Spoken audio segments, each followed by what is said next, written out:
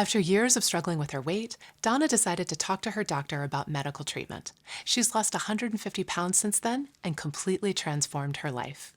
Welcome to My Weight Live, everyone. We have such a special show for you with patient advocate Donna talking about her journey with weight and what she's learned. And weight management expert Dr. Sandra Sobel will also be sharing practical suggestions that anyone can use for reaching a healthier weight. Before we get started, tell me in the comments where you're watching from and let us know if it's your first time joining us. First and foremost, Donna, thank you so much for being here with us. Oh, thank you for having me. So let's start at the beginning. When were you first aware that weight was an issue in your life? Honestly, it's been something that's been an issue for me as long as I can remember.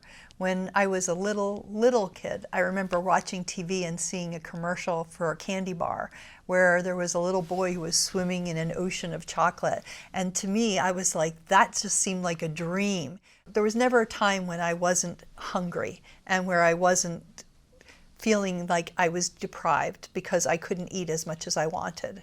I went on my first diet when I was 10 years old, and it's something that even though maybe I didn't always look overweight, it was something that was always on my mind and informed many of the decisions that I made.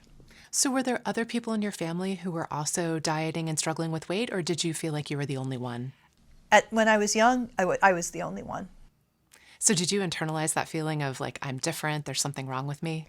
I did. I felt a lot of shame as a result of that. It was something that I felt like I was the only person that couldn't take control of themselves, that didn't have the self-control to be able to not eat after meals, not constantly want that last roll that was on the table, things like that. It was something that I felt a lot of shame over because it was something that was kind of shamed in culture, in my family, things like that.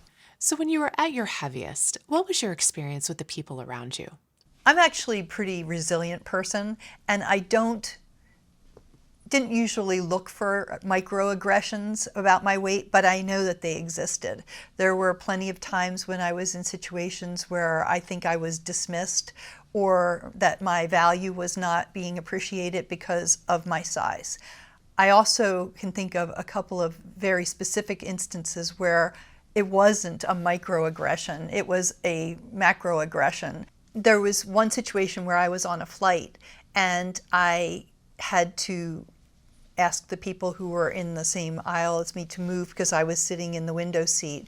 And the person it was a couple, and they were sitting next to me, and the husband was this close to me, spent the entire 2-hour flight loudly complaining to his wife that I was taking up too much room and how annoyed he was by my physical presence when I was doing everything in my power to make myself as small as possible and not to be inconveniencing him.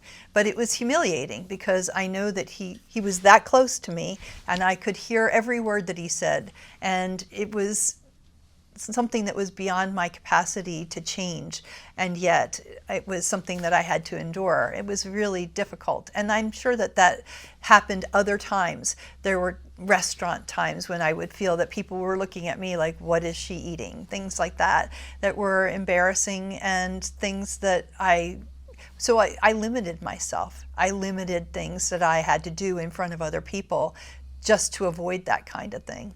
So a lot of people feel like their weight is their fault. Did you feel that way? Absolutely. I absolutely felt that if I was in better control and if I was stronger, then I would be able to control my weight. And it's something that permeated every aspect of my life because my inability to control my weight was such an obvious thing that I felt that everyone judged me on that based on the first thing that they saw was somebody who was clearly suffering from obesity.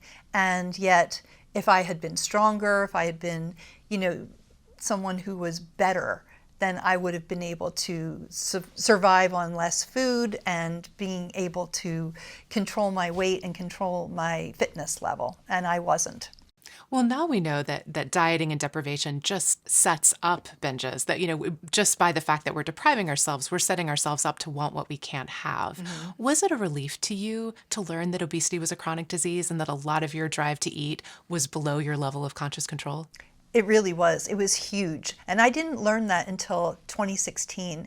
But when I learned that the American Medical Association had classified obesity as a disease back in 2013, it was a revelation for me, because it made, all of a sudden, it was like a huge weight had been lifted from my shoulders. I didn't have to feel that it was my fault and that it was my blame, for not being able to control my weight. The fact that it is a multifactorial disease and that there are so many different factors that contribute to it, you can't be responsible for it, but you can take responsibility for your own actions and how you treat it. And that's what I found to be really liberating, so that I knew that there were treatments available and that there was something that I could do to take responsibility for how I handled this disease that I have. So you went from feeling it's my fault to recognizing it's my responsibility. Yeah. I don't have control over the brain patterns that may cause me to want more food than other people, but I can find treatment to see if that can help. Yeah, I think that there are many diseases or, physical situations. If someone has needs glasses, you don't tell them to just squint and try harder. You get them the help they need. They wear glasses or contact lenses. If someone has diabetes, they don't, you don't say, just try harder and don't need that insulin. You give them the insulin or whatever medication they need to allow them to be able to live a healthier life. And I think that's the thing that was a revelation for me about dealing with obesity as a disease, was realizing that there are treatments for it, and that maybe, just like any other disease, one treatment may work for a while, and then maybe you need to find something else. But it's going to change throughout the course of your life. But the fact that you don't have to be ashamed of asking for help was life-changing for me. Over the years, what were some of the things, diets, programs that you tried to lose weight? I tried everything that you can think of. I started out with a liquid diet when I was 16. It was kind of the first time I was aware of it. Liquid protein was the new thing, and I tried that. I tried the Scarsdale diet, Atkins diet, grapefruit diet. I used Weight Watchers, Jenny Craig, Nutrisystem, anything that you can think of. I tried these pills that you would buy. This is back when the internet didn't exist.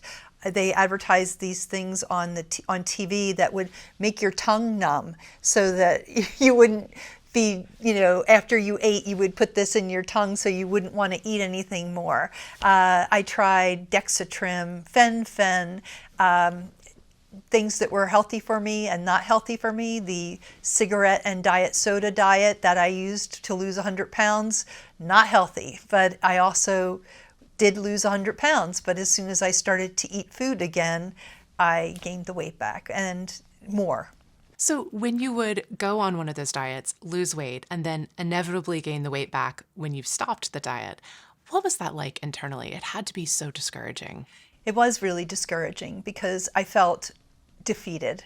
I felt hopeless, and I felt that I was overwhelmed with my inability to make a permanent change. I literally felt that there was nothing that I could do to allow me to feel like I could control my weight. I felt that it was something that I would never be able to achieve, that I would never be able to feel like I could achieve a normal weight for a sustained period of time in my life. So let's talk about what changed. When did you go from feeling I'm the next diet away from finally succeeding to saying, okay, it's time to change, try something different? I think that I finally got to the point where I wasn't afraid to ask for help. There had been so many times when I avoided going to healthcare professionals or doctors. I didn't want to get on the scale when I went to the doctor's office, because it's the first thing they make you do. And I was ashamed, and I knew that they would see that I had gained weight. And I finally got to the point where I went to my primary care doctor and said, I can't do this by myself. I have wasted so many years of my life dealing with this. I need help. And the first time I went to the doctor, he said, well, if you get up earlier in the morning and you go swimming or go exercise like me, you can lose weight. And so I said, okay, you know what, I'm really going to do that. But at that time I weighed 150 pounds more than I weigh now.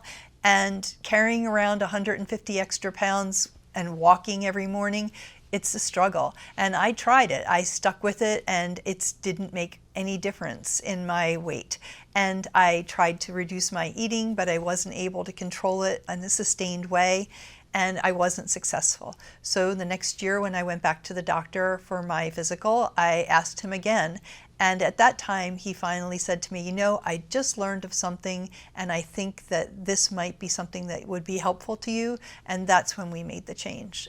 This is what I always wanted to do. I always wanted to be active. I always wanted to be physically fit. I always wanted to be strong, but I couldn't because I was being held back by the weight. I couldn't carry that much extra weight and be as physically active as I wanted to be.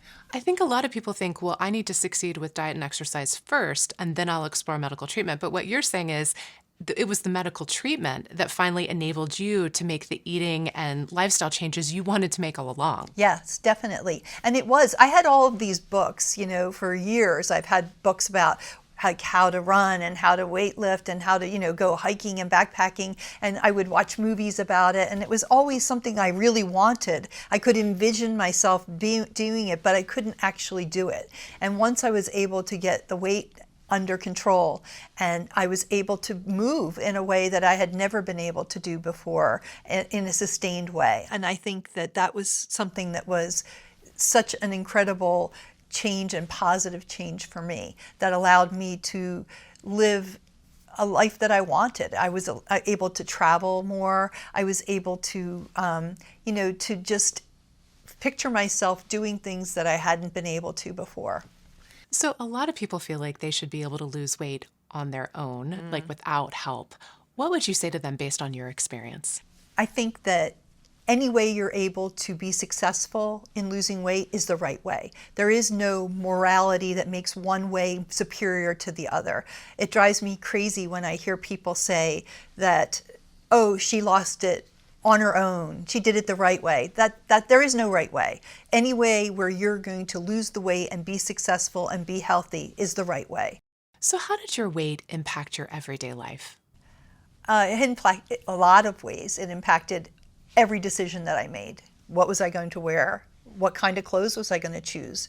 Where was I going to sit? That is something that, what kind of shoes were I going to wear? You know, something that would allow me to get around. When my older son was getting ready to look at colleges and we were going on college tours, I was terrified that I wouldn't be able to keep up with the group tours because I wouldn't be able to walk up 15 flights of stairs. I wouldn't be able to keep up. And I was worried that I wouldn't keep up and worried that I would embarrass him because I wasn't able to keep up and I wouldn't fit in a chair. I was worried that I would break chairs. I've broken chairs. I've had issues where I had to check the weight capacity on ladders to make sure that I can get up and, you know, just fix things in my house. It affects every aspect. Where am I going to park? Am I going to be close enough? And, you know, things like that. We're going to take a break and hear what weight expert Dr. Sandra Sobel says everyone should know about weight management.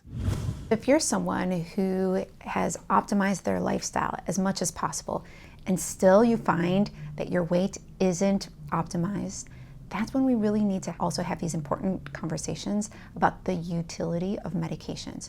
There are so many medicines out there that are specifically designed to address the complex medical condition that is obesity. Medications can help complement someone's lifestyle optimization and really achieve the weight loss that a person is looking for. Medications are not the easy way out. Medications are necessary because of the complex physiology that we see in obesity. And so using both medicines as well as optimizing lifestyle is really important in getting that healthy weight loss that people are looking for. So if someone watching at home is struggling with their weight and saying, wow, I would really love to have a success story like Donna, what would you want them to know? I think you should go for it. Start whatever you need to do and get help. Go to your healthcare professional if that's the first step that you need to do. If I had to go back to my 30-year-old self and look at her and say, I know you feel hopeless, and I know that you feel like there's nothing that you can do about this, but there is. And this is something that you can take control of, and that you can ask for help. You shouldn't be ashamed of it. You shouldn't be afraid. Keep trying. It's worth it. We know a lot of people are nervous or intimidated about talking to their doctor about weight, and yet that was critical kind of for your success ultimately. What would you like people to know about how medical treatment can make a difference? I think that there have been so many innovations in the treatment of obesity in the last 2 decades even, that there are lots of different options, and your healthcare provider can help you with that. If you give them a little heads up when you're coming in for an appointment, say this is something I want to discuss, so they can be prepared and they can do a little research and help you. I think that there's a lot of different treatments that are available, many options in behavioral and pharmaceutical and surgery, lots of different things that can be done that don't limit you, and that you can continue to look for the right treatment options for you. Any specific questions you would encourage people to ask their doctor?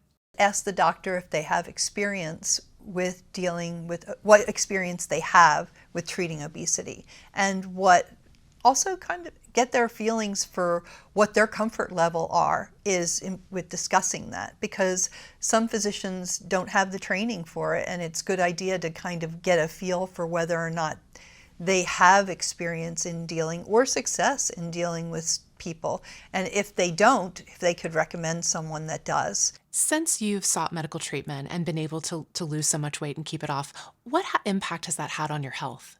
My health is great. I am lucky. I suffered with issues with joint pain before.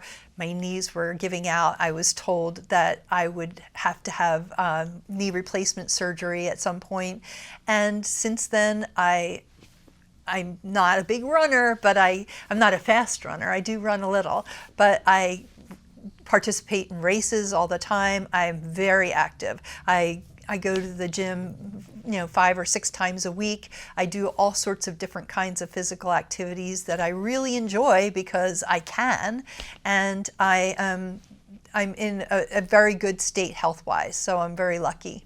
So for someone watching at home who's struggling with their weight, what would be the number one thing you would want them to know? I think that the most important thing for me was that I was never going to be successful until I sought medical treatment. I could have continued to go on all of the different paths and all the different rabbit holes that I had been going on my whole life, and it wasn't until I sought medical treatment that I was able to be successful ultimately. And that is what I wish that I could convey to other people. One of the things that really helped Donna find success was talking to her physician and finding a team to support her over the long run. Weight expert Dr. Sandra Sobel shares some great suggestions on how to get the conversation started with our doctor. If you're ready to talk to your doctor about weight, I highly encourage you to make a dedicated medical visit related to that. When you go in, it's important that you discuss with your physician that you would like to seek treatment for obesity, and you can ask them if they feel comfortable and prepared to support you in management of obesity. If you find that the medical professional you're seeking care from doesn't have the knowledge, then it is perfectly okay to seek out the care of an obesity medicine specialist who can provide you with the comprehensive care you need for this complex medical condition. Donna, thank you so much for joining us tonight. Your story is so inspiring, and we really appreciate you sharing it with us. Oh, thank you so much. I appreciate it. And a big thank you to everyone watching at home. We'd like to thank Novo Nordisk for their support of this program. I'd like to encourage you to visit truthaboutweight.com to learn more about the science of weight loss. We will be back with a new episode in a few weeks. Until then, please stay safe and take good care. Good night.